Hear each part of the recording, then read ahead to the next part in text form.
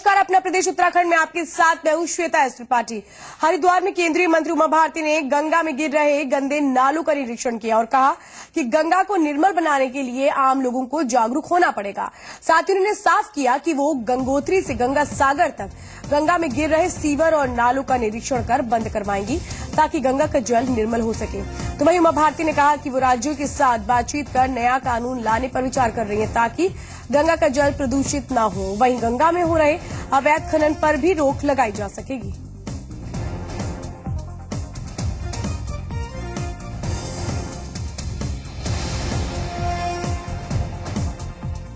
तो अगर इम्प्लीमेंटेशन होना है तो अब मुझे गंगा के किनारे ही ज्यादा रहना पड़ेगा। तो शायद हफ्ते के 3 या 4 दिन मैं गंगा के किनारे नालों के ही चक्कर काटूंगी, गंगोत्री से गंगा सागर तक जहां मौका मिलेगा, जब जितना समय होगा मैं नालों के पास जाऊंगी, नालों के दर्शन करूंगी और उन नालों को कहूंगी कि अब आपके मरने का समय आ गया है और उनको नष्ट कर देने के जितने प्रयास होंगे उसमें पूरी ताकत झोंक दूंगी।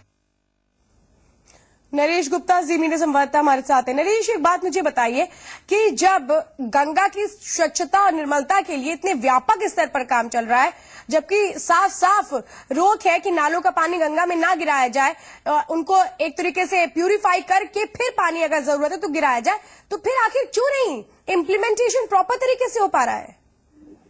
देखिए श्वेता, मैं आपको बता दूं, आज जब केंद्रीय मंत्री उमा भारती हरिद्वार आई थी तो उन्होंने यहाँ पे हरिद्वार में करीब 1 दर्जन नालों का निरीक्षण किया और सबसे जो यहाँ काफी दूर इलाके में है, ये इद्रीसपुर एक जगह है लखतर के पास खानपुर क्षेत्र में, वहाँ गाड़ी भी नहीं जा सकती थी। वो अपने सुरक्षाकर्मी के साथ मोटरसाइकिल पर बैठकर वहां पर गई है। वो नाला वहां पे गंगा में 195 MLD मल को वहां पर डालता है और गंदा पानी वहां पर लखतर सुबह मिल कर ही जाता है। तो इसके बाद उन्होंने यहाँ पर आके पत्रकारों से बात करते हुए कहा है कि ये उन्होंने खुद माना है कि कई राज्यों में अवैध खनन को लेकर नीचे से जल स्रोत खत्म हो रहे हैं, पानी जहरीला हो रहा है, इसको साफ नहीं नरेश, जब सारी चीजें सामने हैं, वो उमा भारती खुद वहां पर गई हैं, उन्होंने खुद निरीक्षण किया है, तो इस पर तो बहुत स्ट्रिक्ट एक्शन होना चाहिए।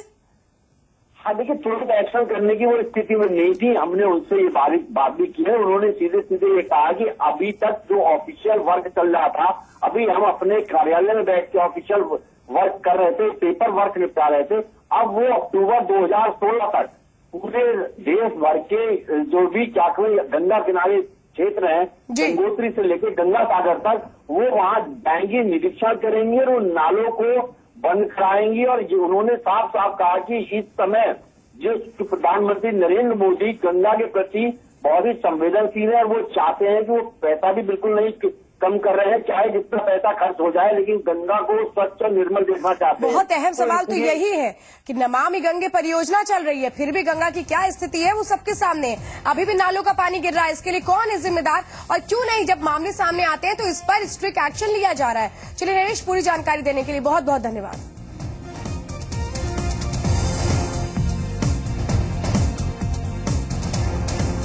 इधर गंगोत्री यमुनोत्री धाम यात्रा पर हर रोज 5000 से ज्यादा श्रद्धालु पहुंच रहे हैं, तो वहीं इन मार्गों पर पड़ने वाले मंदिरों के दर्शनों के लिए भी श्रद्धालुओं की भीड़ उमड़ रही है। यात्रियों की संख्या में हर रोज एक तरीके से तादाद इनकी बढ़ रही है। जहां मंदिर समिति से जुड़े लोग खुश हैं, तो वहीं स्थानीय कारोबारियों में भी उत्साह है। सरकारी आंकड़ों के हिसाब से अब तक 70,000 लोगों ने गंगोत्री और यमुनोत्री धाम के दर्शन किए हैं। अधिकारियों का कहना है कि अगर मौसम साफ रहा तो पर्यटन कारोबार को काफी फायदा पहुंचेगा।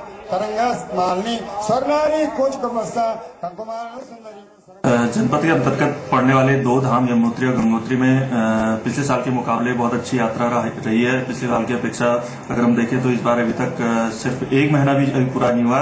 दोनों धामों में प्रतिदिन 5000 यात्री लगभग दर्शन कर रहे हैं और अभी तक लगभग 70,000 यात्रियों ने अभी तक गंगोत्री यमुनोत्री धाम के दर्शन किए और मौसम अनुकूल है।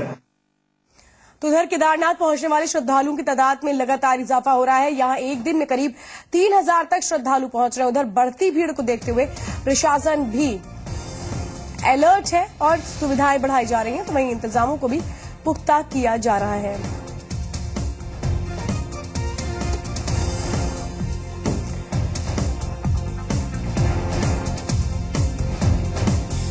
हम लोग अभी खड़े हैं केदारधाम में और केदारधाम में आस्था का एक सैलाब इतना उमड़ा हुआ है। आप देख सकते हैं मेरे सामने जो बाबा के दरबार में भक्तों की जो भीड़ लगी हुई है, अथाह भक्त यहाँ पे पहुंच चुके हैं। 1 माह का समय अभी पूरा नहीं हो पाया है और 35,000 से भी ज्यादा यात्रियों ने यहाँ पे भगवान केदारनाथ के दर्शन कर लिए हैं। तो श्रद्धा का सैलाब उमड़ा हुआ है, आस्था का सैलाब उमड़ा हुआ केदार धाम में। और जो पिछले 2 साल से जो यात्रा बंद पड़ी हुई थी वो एक बार फिर से चरम सीमा पर पहुंच चुकी है। हरेंद्र नेगी, जी मीडिया, केदार धाम।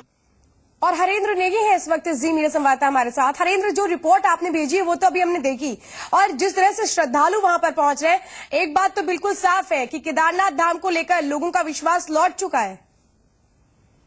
हाँ, जिस क्षेत्र में बता दूं कि जिस तरह से पिछली बार जो यात्रा आई थी, यात्रा में कम श्रद्धालु, केवल 40,000 ही यात्री पूरे 6 माह के समय में वहाँ केदार धाम में पहुंच पाए थे। लेकिन इस बार का जो आंकड़ा, अभी 1 माह का समय पूरा नहीं हुआ है, 35,000 से भी ज्यादा लोगों ने भगवान, जो श्रद्धालु हैं, भगवान के केदारनाथ के दर्शन कर दिए हैं। अब ये जो आंकड़ा हमें पिछली एक रिपोर्ट बताई थी कि 5 गुना यात्री बढ़ सकते हैं। अभी जो अब देश विदेश की जो यात्री यहाँ आने वाले हैं, कम से कम अब देश विदेश में पूरे श्रद्धालु छुट्टी पड़ने वाली है, तो निश्चित तौर पे की जो यात्री हैं वो बढ़ जाएंगे और केदार धाम में 5 गुना वृद्धि इसकी हो जाएगी। तो ऐसे में देखा जा सकता है कि केदार धाम बिल्कुल यात्रा चरम सीमा पे अच्छी यात्रा है और श्रद्धालु भगवान भोले के दर्शन करने के लिए उत्सुक हैं। जी श्वेता। हरेंद्र, पूरी जानकारी देने के लिए बहुत बहुत धन्यवाद। तो पंच केदारों में चतुर्थ केदार भगवान रुद्रनाथ के कपाट श्रद्धालुओं के लिए खोल दिए गए हैं। रुद्रनाथ में भगवान के मुख की पूजा की जाती है। कपाट खुलने के मौके पर बड़ी तादाद में श्रद्धालु मौजूद थे। रुद्रनाथ तक की यात्रा के लिए गोपेश्वर से करीब 18 किलोमीटर की पैदल यात्रा करनी पड़ती है। कहते हैं कि यहाँ पांडवों ने भगवान शंकर के मुख के दर्शन किए और गोत्र हत्या के पाप से मुक्ति पाई।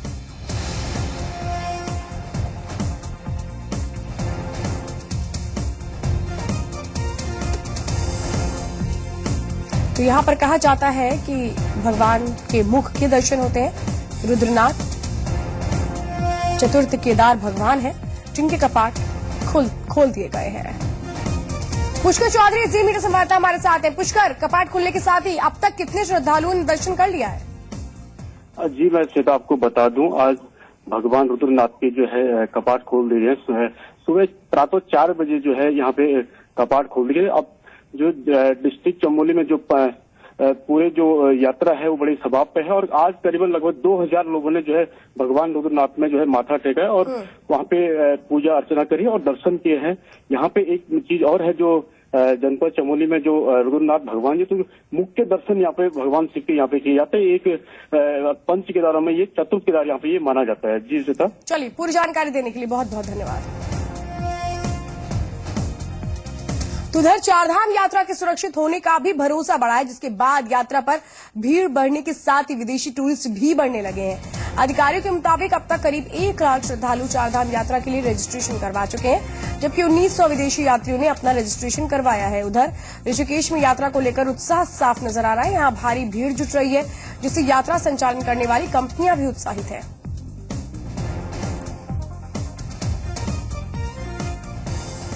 हाँ, अभी जो देखने को मिल रहा है वो यात्रियों की संख्या में लगातार भी वृद्धि हो रही है। प्रतिदिन जो है तो हजारों की संख्या में यात्री बढ़ रहे हैं, जो हमें देखने को मिल रहा है। पिछले साल की अपेक्षा इस बार जो काफी अच्छा यात्रियों का संख्या में इजाफा हो रहा है। हमें बड़ी खुशी हो रही है यह बताने हुए कि समय जो है सन 2012 में जो आपदा आई थी उससे पूर्व की स्थिति यात्रा की बन रही है।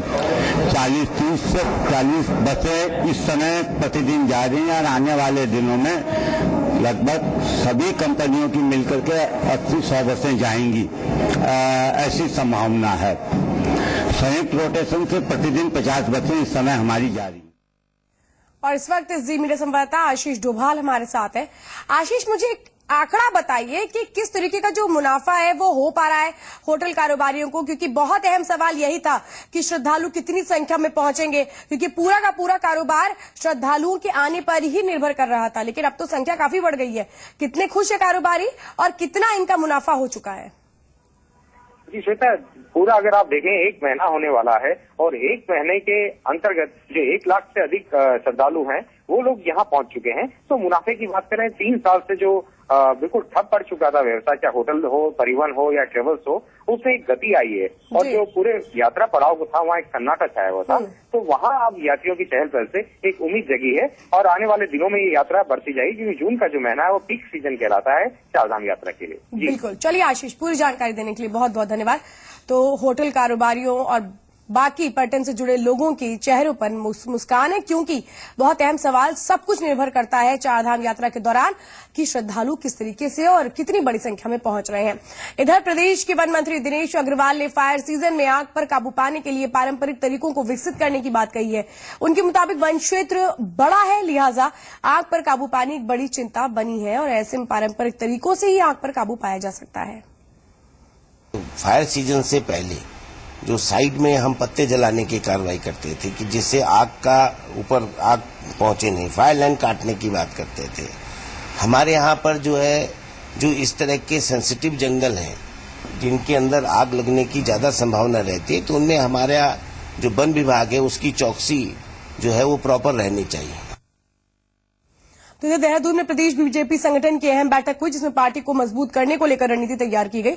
इसके साथ ही महासंपर्क अभियान को लेकर भी चर्चा की गई। बैठक में निर्णय लिया गया कि 26 मई से 31 मई के बीच जन कल्याण सप्ताह का आयोजन किया जाएगा, जिसमें पार्टी के विधायक, सांसद जनता के बीच जाकर मोदी सरकार की उपलब्धियों को बताएंगे। भारतीय जनता पार्टी पूरे दुनिया की सबसे बड़ी पार्टी बन गई है, सबसे बड़ा राजनीतिक दल बन गया है। और हम लोगों ने भी यहाँ पर प्रयास किया है उत्तराखंड के अंदर कि जिन लोगों ने पिछली बार हमको मत दिया है लोकसभा के चुनाव में, हमने उनके बीच जाकर उनको मतदाता से मनदाता बनाने का प्रयास किया है। और अब की बार जो हमारा महासंपर्क अभियान चल रहा है उसके माध्यम से वो मनदाता से हमारे कार्यकर्ता के रूप में कहीं न कहीं प्रशिक्षित होकर भारतीय जनता पार्टी के लिए काम करेंगे, जिससे हमारा संगठन एक ऐसा संगठन बनकर उभरेगा कि सालों साल तक लगातार वो भारतीय जनता पार्टी की यहाँ पर जो है कहीं न कहीं मजबूती से प्रभावी तरीके से काम करते हुए कार्यकर्ता रहेंगे। जो हमारा महासंपर्क अभियान चलने वाला है उसकी आज तक क्या क्या गतिविधियां और कितनी हमारी अभी तक बैठकें हुई हैं उसके बारे में, ताकि आने वाले दिनों में वो जोर शोर से चलाया जा सके। और 26 तारीख से अभी 26 मई से 31 मई तक जो जन कल्याण सप्ताह चलाया जा रहा है, जिसमें पूरी केंद्र की योजनाओं की जानकारी निचले स्तर तक जाएगी, शहरों में वार्ड स्तर तक और गांवों में ग्रामीण स्तर तक जाएगी, उसकी तैयारी, इन सब तैयारियों के लिए ये बैठक आज यहाँ पर हो रही है। नरेंद्र मोदी जी की केंद्र में सरकार आकर 1 साल पूरा हुआ है। 1 साल में बहुत ही दैदीप्यमान इस प्रकार का काम इस देश में हुआ है, प्रगति की रफ्तार हुई है, परिवर्तन हुआ है। उस परिवर्तन को लोगों तक पहुंचाने के लिए पार्टी ने एक महत्वाकांक्षी कार्यक्रम रखा है। हमारे सभी पदाधिकारी, प्रदेश पदाधिकारी, केंद्रीय मंत्री, विधायक, सांसद सब जनता में जाके 1 साल में जो जो उपलब्धियां हमारी हुई है वो सब लोगों को कहेंगे और लोगों से वार्तालाप करेंगे, लोगों से संवाद करेंगे और लोगों को एक संदेश देंगे। केंद्र सरकार के इसमें सबका साथ सबका विकास मंत्र लेकर भारत में जो प्रगति हो रही है इसका बखान पूरे देश में करेंगे। उत्तरकाशी जिला सभागार में जिला अधिकारी ने अधिकारियों के साथ बैठक की और पर्यटन को बढ़ावा देने के लिए दयारा बुग्याल की सैर कराने को लेकर चर्चा की गई। दरअसल पर्यटन को बढ़ावा देने के लिए शासन ने दयारा बुग्याल को ट्रैक ऑफ द ईयर चुना है, जिसके तहत 13 जून से 12 जुलाई के बीच सैलानियों को दयारा बुग्याल भेजा जाएगा। पर्यटन विभाग के अधिकारियों के मुताबिक Dayara track of the year के लिए जो टूर पैकेज बनाया गया उसमें 27 सैलानियों को शामिल किया जाएगा। इन्हें बारसू और रैथल तक वाहन से भेजा जाएगा, वहीं खाने और ठहरने की भी व्यवस्था होगी। ये ट्रैक ऑफ द ईयर इस बार घोषित किया गया है। ट्रैक ऑफ द ईयर में हम पूरे पर्यटकों, पूरे भारतवर्ष से पर्यटकों को, स्टूडेंट ग्रुप्स को, टूरिस्ट को, जर्नलिस्ट को, सबको आमंत्रित करेंगे। उत्तराखंड कितना सुंदर है, इसमें कितने पर्यटक आ सकते हैं और देख सकते हैं कि उत्तराखंड में क्या क्या पर्यटन की अपार संभावनाएं, ट्रैकिंग की कितनी संभावनाएं, वो सब देखने के लिए हम आमंत्रित कर रहे हैं इस बार। कुमाऊं में पहली बार अंतर्राष्ट्रीय योग शिविर का आयोजन होने जा रहा है। कुमाऊं मंडल विकास निगम और उत्तराखंड पर्यटन परिषद इस शिविर का आयोजन कर रहे हैं। 3 दिनों तक चलने वाले इस शिविर की शुरुआत 25 जून से जागेश्वर धाम में होगी। KMVN के अधिकारियों के मुताबिक उन्होंने इस अंतर्राष्ट्रीय योग शिविर के लिए अपनी तैयारियां शुरू कर दी। साथ ही उम्मीद जताई कि इस आयोजन में भारी संख्या में देशी विदेशी लोग भी शामिल होंगे। आपको बता दें कि 21 जून को अंतर्राष्ट्रीय योग दिवस है।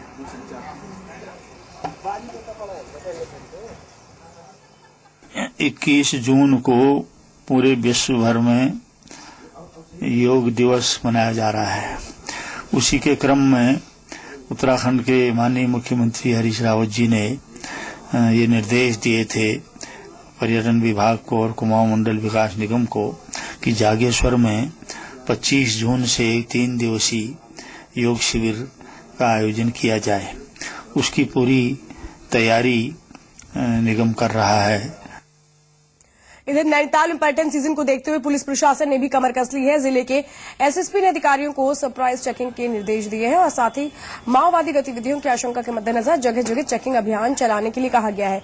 तो वही पर्यटन सीजन में सैलानियों को किसी तरह की दिक्कतें न आए, इसके लिए भी नए पार्किंग स्थलों का चयन कर दिया गया है।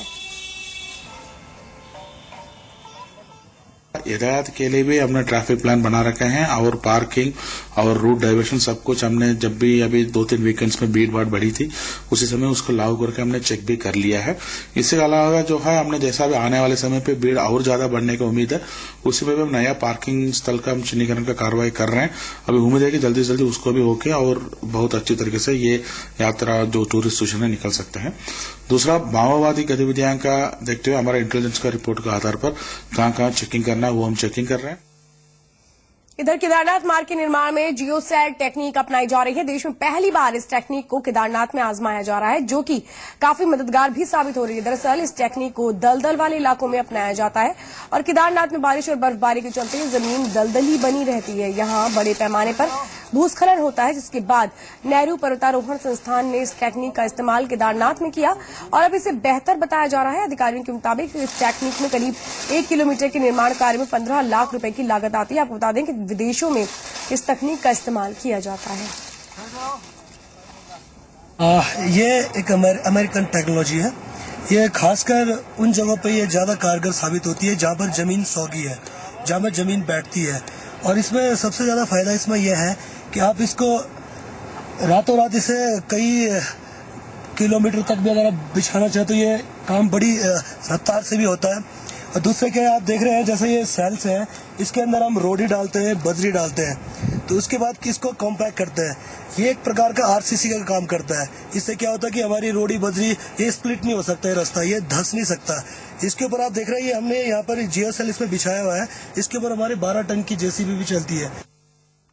अल्मोड़ा रानीखेत राष्ट्रीय राजमार्ग के सुधारीकरण और डामरीकरण का काम शुरू हो चुका है। इस मोटर मार्ग के 8 किलोमीटर सड़क के डामरीकरण होने से स्थानीय लोग और व्यापारी काफी खुश हैं। आपको बता दें कि 3 साल पहले मार्ग के निर्माण कार्य के लिए 8 किलोमीटर सड़क से डामर उखाड़कर पत्थर की रोडियां बिछा दी गई थी, जिसके बाद से ही मार्ग खस्ता हाल हो गया था। तो वहीं इस मार्ग के खराब होने से आए दिन दुर्घटनाएं हो रही हैं, तो वहीं इलाके का पर्यटन और रोजगार भी प्रभावित हो रहा था।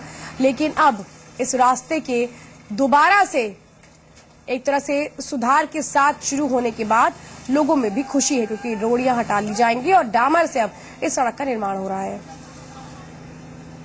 बड़ी असुविधा हो रही थी पर्यटकों को और आम आदमी को भी। अब यह युद्ध स्तर पर बन रहा है और बड़ा अच्छा इस पर काम हो रहा है। मैं समझता हूं कि इससे जनता को भी फायदा होगा और जो असुविधा यहाँ पर यात्रियों को हो रही थी उससे भी फायदा मिलेगा।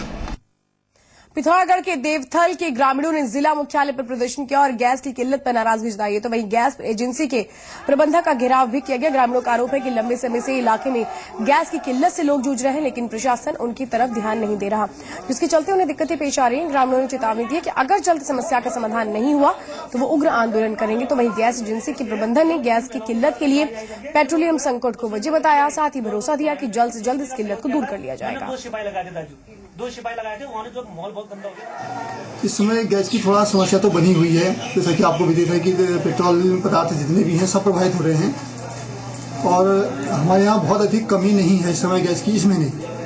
लेकिन विगत 2 महीने थोड़ा कमी रहने के कारण उसका जो बैकलॉग बना था उसका प्रभाव बना हुआ है। 5 महीने से गैस नहीं पहुंच पा रही है, लोग काफी परेशान है गैस की वजह से। इस वजह से आज सभी पूरे ग्रामवासी क्षेत्रवासी आकर्षित होकर के हम लोग यहाँ पे पहुंचे हुए हैं गैस गोदाम पे, और काफी परेशानी हो रही है हमें गैस की वजह से। अभी हमें यह आश्वासन दिया गया है कि कल तक आपके यहाँ पे गैस पहुँच जाएगी और आप लोग शांति बनाए रखें।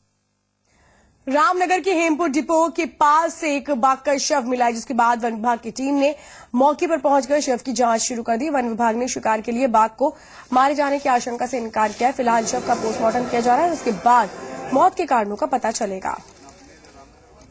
कल शाम में लगभग 7 बजे के आसपास हेमपुर डिपो से ये खबर आई कि वहाँ पे एक टाइगर का कैरकेस पड़ा हुआ है। जब हमारी टीम वहाँ पे पहुंची तो वो एरिया जो है हेमपुर डिपो और नेपा फार्म के बीच का एरिया था। नेपा फार्म एक प्राइवेट एरिया है वहाँ, तो उस बॉडी को रिकवर कर लिया गया है। बॉडी 2-3 दिन या उससे ज़्यादा पुरानी लगती है, हालांकि कोई बॉडी पार्ट उसके मिसिंग नहीं है, परंतु बॉडी डिस्पोज हो गई है, डिकम्पोज हो गई है थोड़ी। तो अभी उसका पोस्टमार्टम स्टार्ट किया जाएगा, उसके बाद ही उसके और डिटेल पता चलेगा। इधर रामनगर और नेपाल भूकंप पीड़ितों के लिए नाइट क्रिकेट का आयोजन किया गया है। इस नाइट क्रिकेट टूर्नामेंट में डॉक्टर, मीडिया और सामाजिक क्षेत्र से जुड़े लोगों की टीमों ने शिरकत की और पैसा इकट्ठा किया, जिसे नेपाल भेजा जाएगा। क्रिकेट प्रतियोगिता रेनिशा कॉलेज द्वारा आयोजित की गई। इसका मुख्य आकर्षण था कि ये रात्रि क्रिकेट था और फ्लड लाइट में इसका आयोजन किया गया। विभिन्न व्यवसायों से जुड़े हुए लोगों को इसमें हमने भागीदारी करवाई, जो समय नहीं निकाल पा रहे हैं दिन में। और हमारा मुख्य उद्देश्य इसका ये भी था कि हम जो भूकंप पीड़ित हैं उनका योगदान सहायता कर सकें। बाजपुर कोतवाली के केला खेड़ा गांव के नगला में युवक का शव मिलने से सनसनी फैल गई। युवक का शव पेड़ से लटका हुआ मिला। मृतक की शिनाख्त नहीं हो सकी है। फिलहाल पुलिस ने शव को पोस्टमार्टम के लिए भेज दिया है।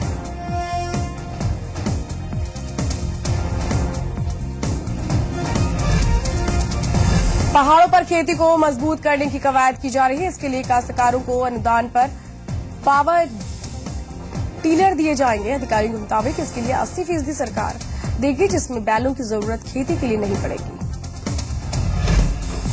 नेपाल भूकंप पीड़ितों के लिए जमा किए गए खून को अब तक नेपाल नहीं भेजा गया है। करीब 15 दिनों पहले पुलिसकर्मियों ने ब्लड डोनेट किया था, जिसमें 670 यूनिट ब्लड जमा हुआ था, लेकिन अब तक इसे नेपाल नहीं भेजा गया है।